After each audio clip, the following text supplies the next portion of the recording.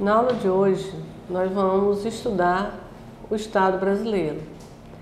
No primeiro momento, nós vamos compreender como é que se formou, quais são suas características, e no segundo momento nós vamos ver como é que esse Estado age e principalmente como essa ação tem impacto sobre a formação da nossa cidadania. Então, o Estado brasileiro é um Estado distinto dos demais Estados, porque nós temos raízes patrimonialistas. Isso nos distingue dos demais países capitalistas ocidentais. O que quer dizer isso? Enquanto que os demais países ocidentais tiveram na emergência do Estado moderno o rompimento com o patrimonialismo, o Brasil institui o seu Estado moderno sobre a égide do patrimonialismo. Patrimonialismo é quando não existe uma distinção clara entre o que é público e o que é privado. Há uma confusão entre o que é do público, o que é do Estado e o que é privado, dos governos ou daqueles que ocupam as funções públicas.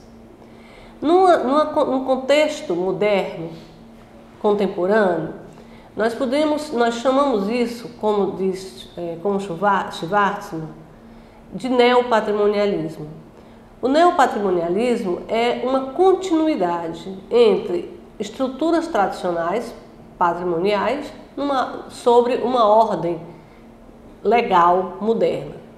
Isso quer dizer que, apesar de existirem as leis, de existirem as normas, mas essas normas, essas leis são apreendidas privadamente pelos grupos que ocupam os cargos no governo, no Estado.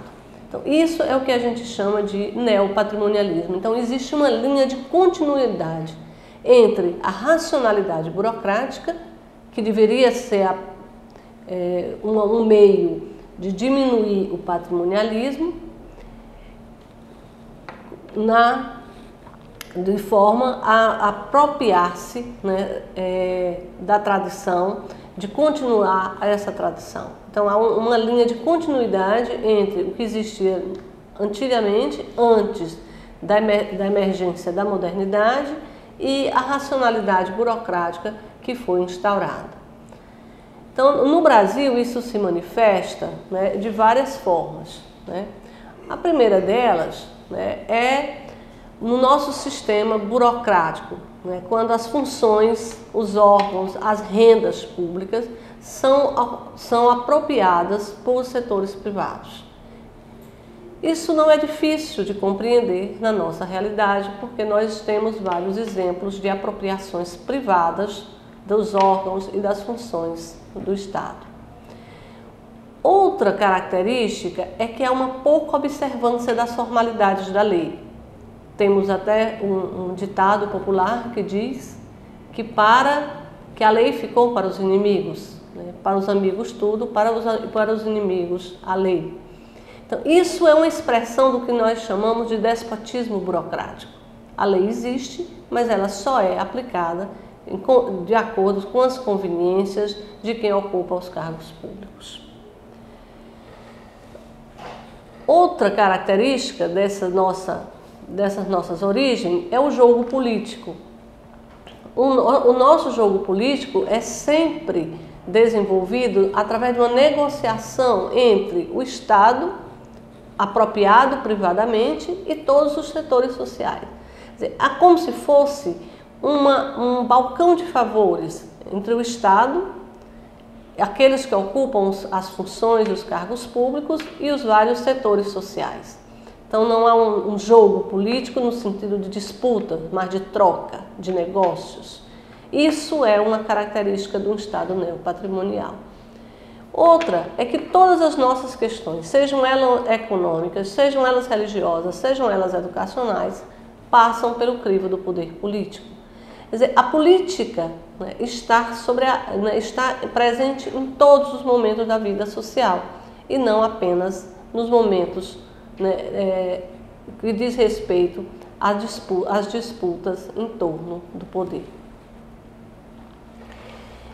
Isso se expressa na cooptação das lideranças mais ativas. Quer dizer, o balcão de negócio ele se expressa com a incorporação, por exemplo, de intelectuais, de líderes religiosos, dirigentes sindicais, o que a gente chama de cooptação.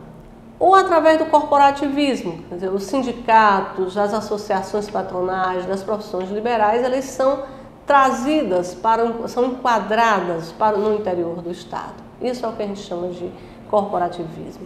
As organizações sociais, de todos os fins, inclusive as filantrópicas, também são trazidas para o interior do Estado.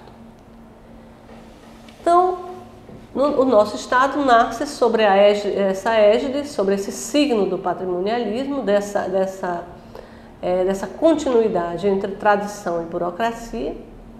E nos seus primeiros momentos, o nosso Estado ele foi marcado pelo laissez-faire, quer dizer, pelo liberalismo na sua maior expressão, que é o Estado se eximir de todas as responsabilidades, e principalmente em relação à realidade total do país, e se contentando, se comprometendo apenas com algumas questões urbanas, e não trazendo, não se comportando nem mesmo com algumas leis sociais, ou mesmo com os acordos entre empregados e patrões.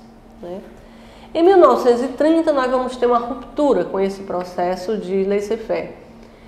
E essa ruptura representa, primeiro, o rompimento com aquele Estado oligárquico, com aquela política que se convencionou, que é chamar de café com leite. Isso, o rompimento com o Estado oligárquico representou modificações nos órgãos governamentais, inovações na esfera econômico-financeira, com a condenação do liberalismo e o reconhecimento da necessidade de reorganização do mercado de capitais e das forças de trabalho. Então, em 1930, o Estado deixa de ser terra de ninguém, na expressão do Francisco Campos, que era um dos intelectuais que norteou os movimentos de 1930. A partir de então, emerge um novo padrão. Podemos dizer que o Brasil, o Estado brasileiro, entra na contemporaneidade no sentido de passar a adotar os padrões vigentes do pós-guerra. Então, a partir de 1930, nós vamos ter o surgimento de um novo padrão de ação do Estado.